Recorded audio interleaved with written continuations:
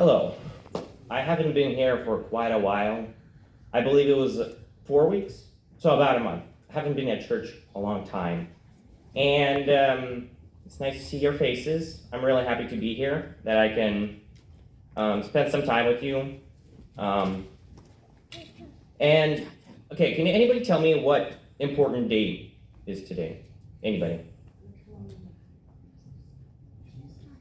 Right, it's Sunday, but today's Father's Day, and it's obviously a less popular holiday than Mother's Day, because mothers do a lot, but I think fathers play as big as a role as mothers do.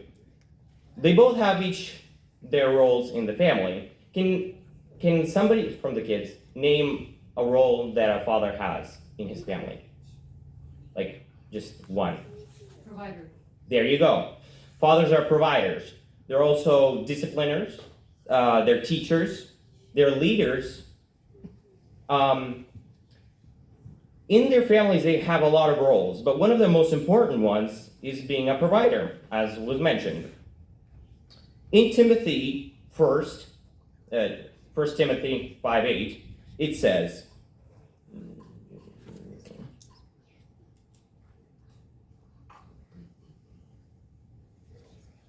but if anyone does not provide for but for anyone who does not provide for his relatives, and especially for the members of his household, he's denied the faith and is worse than an unbeliever. So here it says, if a father doesn't provide for his family, he's worse than an unbeliever. Meaning that that's basically one of the main points of being a father. If you can't provide the basic necessities like food, water, electricity, you're doing something wrong. That's wrong, you know.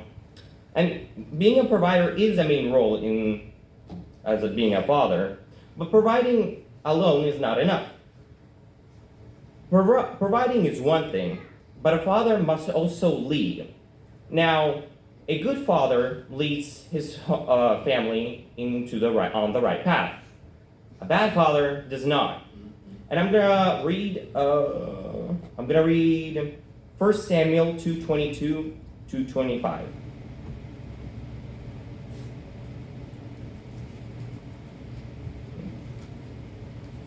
Sorry, this is my first time actually reading from the Bible, because I usually have them printed out, but this time I decided to read from the Bible.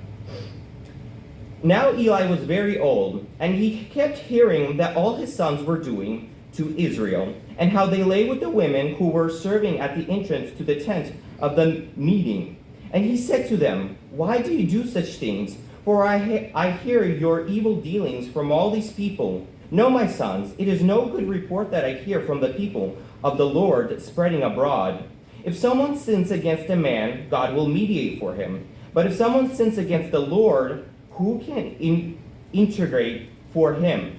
But they would not listen to the voice of their father, for this was the will of the Lord to put them to death. We can see that Eli was a godly man. He was a priest at the tabernacle, and he worked for God for many years.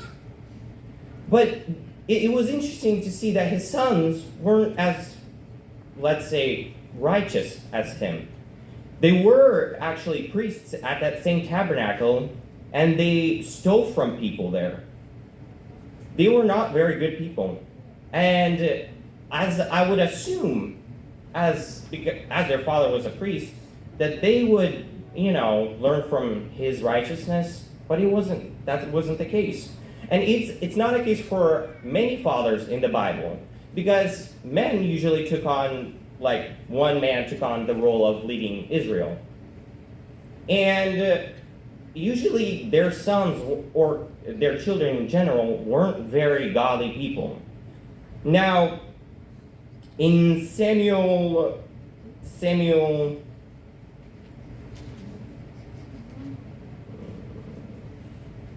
I believe,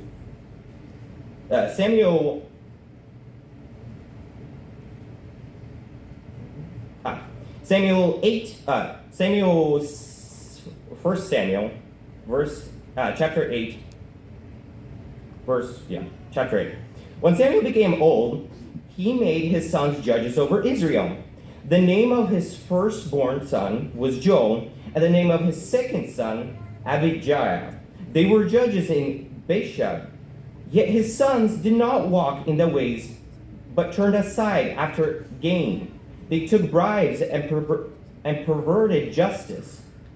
And all the elders of Israel gathered together and came to Samuel at Ramah and said to him, Behold, you are old, and your sons do not walk in your ways.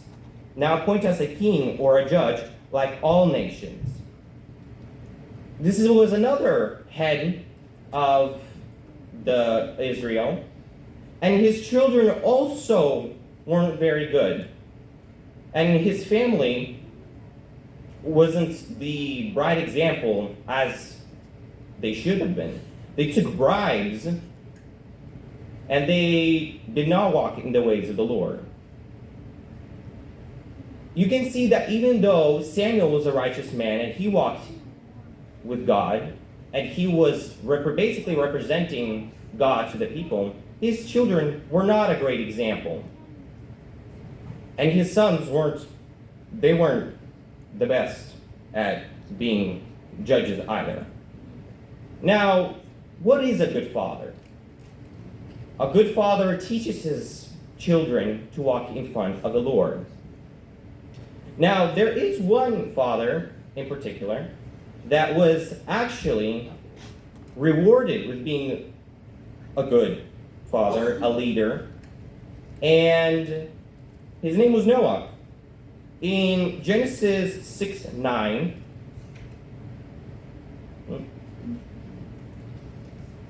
okay.